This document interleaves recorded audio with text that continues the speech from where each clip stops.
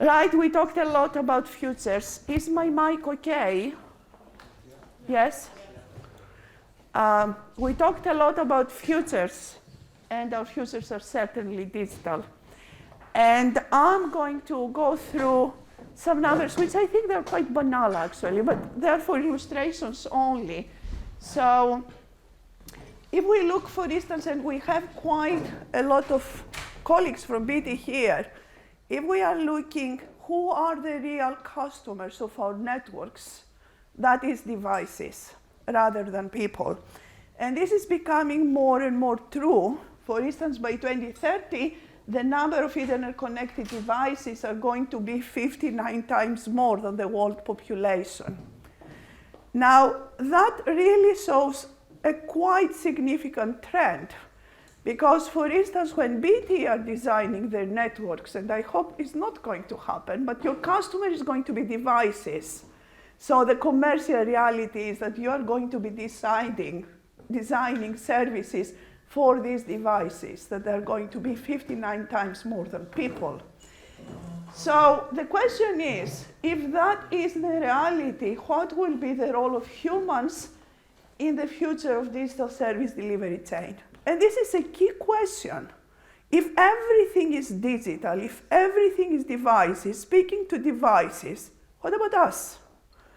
What really is our role? How we can make a difference? So those are some key questions that we are asking here at BDFI. And you have seen upstairs, actually, new concepts of co-creation of digital technologies and services with end users.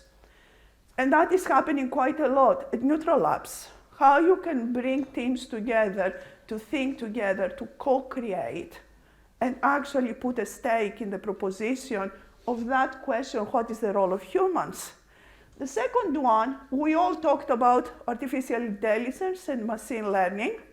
So going forward, what is the role of human intelligence? Should actually start defining and quantifying collective intelligence. So when we would like to do something intelligent in the future, of course, it's going to be machines and infrastructure where we have to incorporate intelligence, but also human intelligence. Could it be part of that collective intelligence that drives technologies? And what we are doing here, we actually realize in answering some of these questions, socio-technical principles, of course, they are important. Social practices are important, but also we need other disciplines. I mean, behavioral science, for instance, neuroscience, when we are talking about intelligence, generally, how many disciplines we need to build the foundations for responsible innovation, security, sustainability, inclusion, privacy, trust, all those important things that us as humans, we really care about. So again, talking about the future, when we are talking about more devices, there is this tendency, actually more data. There is this tendency that us, as users, as the humans in the loop, we actually would like to leverage on those for our own benefits. And definitely going forward, we are going to look this actually journey towards more immersive experiences. And Dave Bull is here, I don't know.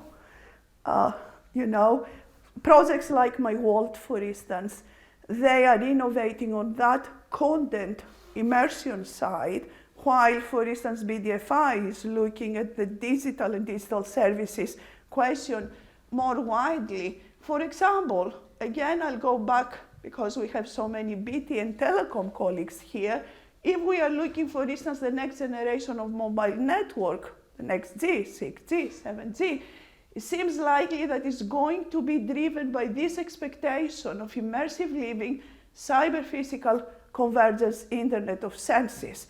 So things are changing. The kind is not only the consideration what is the role of humans, is not actually only the consideration how we position intelligence, it's actually how these digital services, how this world is going to look like, and it seems that it's going to be a cyber-physical converged world.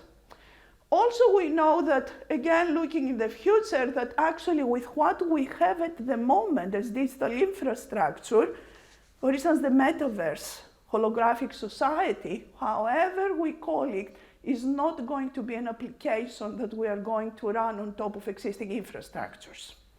So we really need to start thinking how we can actually drive step change innovation in infrastructure and the underlying technologies.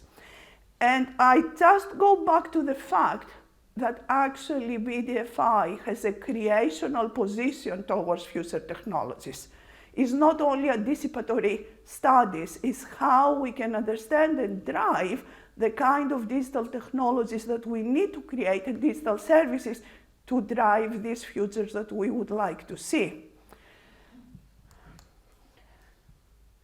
Right, so if we go to this theme about cyber-physical continuum, you know, the actual expectation that physical worlds are going seamlessly to work with cyber worlds, the physical and the virtual, then what we are creating here is a facility actually that links physical worlds as they are now to models of digital worlds as we actually would like to deliver them in the future. So what digital twinning really is doing, but more than that, because what we would like to put in the center to develop these human-centric models that they reflect that socio-technical human-centric principles that we would like to establish in terms of digital innovation for the future. I know that that looks all very high-level vision, right? But really, this is really the thinking behind to what we are creating in this facility, which we call the reality emulator.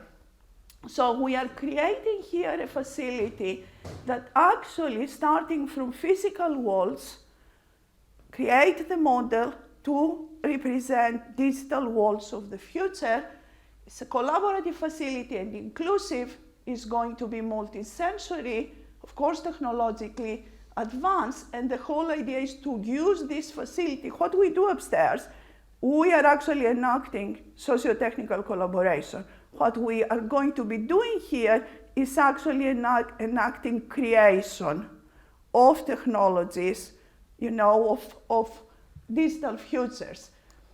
And just to stop talking in generalities, I'm going to talk to you now what this facility is about. So one story is the physical worlds.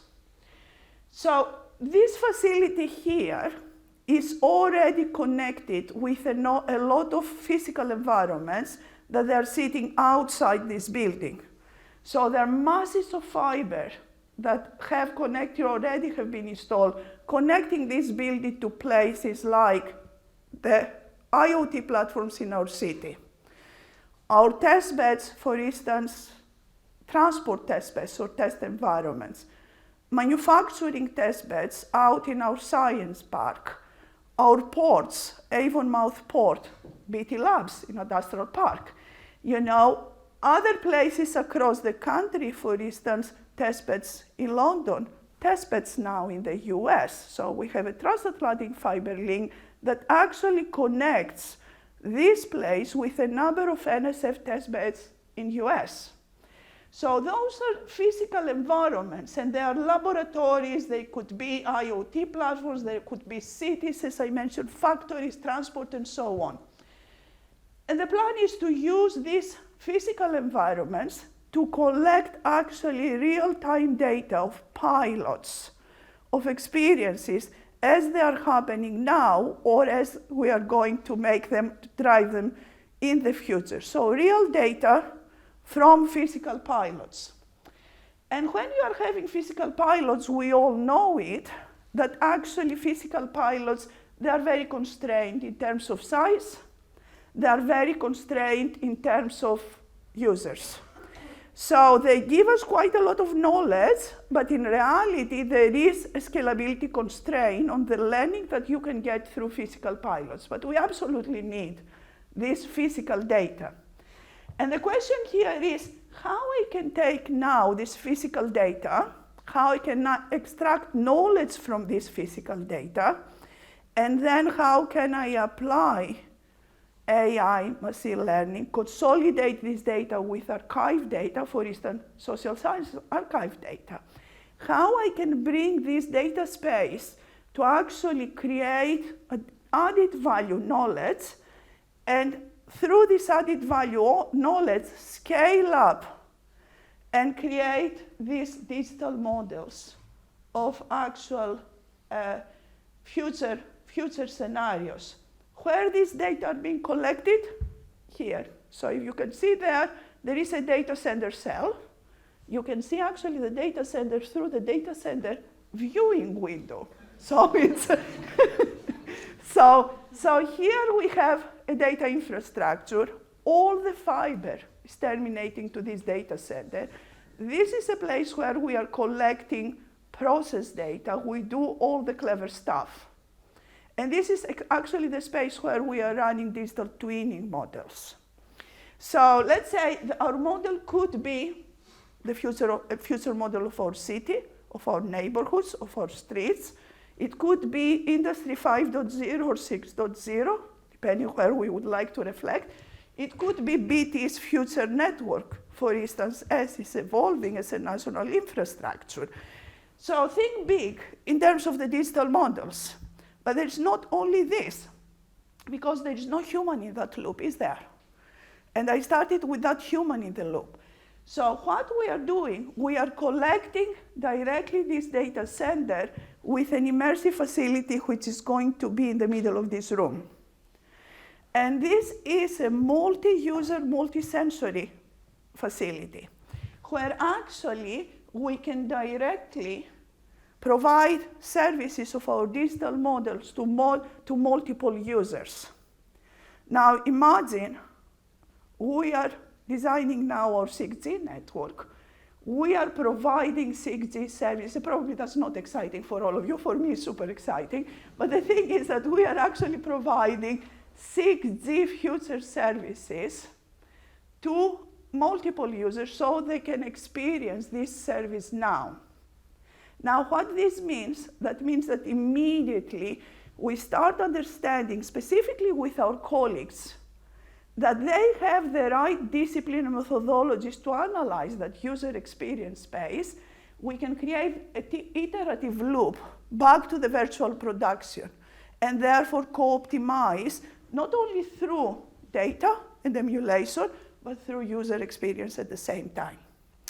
So this is our reality emulator. We are procuring quite a lot of data space. We are procuring quite a lot of network connectivity, both inside and outside, extra places that the ones that I mentioned before, depending the kind of scenarios that we would like to create. We are involving, and we will involve more colleagues that they are working on that AI, machine learning, analyzing user experience, creating this, and co-optimize the models of digital worlds, the models of the future. So that is the facility we are creating here. I mean, the applications and use cases are limitless, and we are going to put a question to you as we are finishing to see your own use cases. But from media gaming, collaborative creative arts, working with Dave and my world, for instance, to Industry 5.0, city planning, a project with our railway station, working on digital twin model for table meets, of course, education, training, future of health, tourism. There are so many use cases. So this is a sector-agnostic digital twinning facility. It's open. It's going to provide an environment of creation and innovation. That's what we are creating here. And maybe I'm not going to talk about desired outcomes. I already used my time. There are many desired outcomes. I mean, for my field, for instance, this is going to be a blueprint of converged architectures of the future. It's going to throw everything in. It's going to throw sensing, computing, energy, communications, all in the same place. All the digital infrastructure, and then we are going to be able to innovate and innovate the future on top of this facility. And probably I will stop here. Just let you think more about this.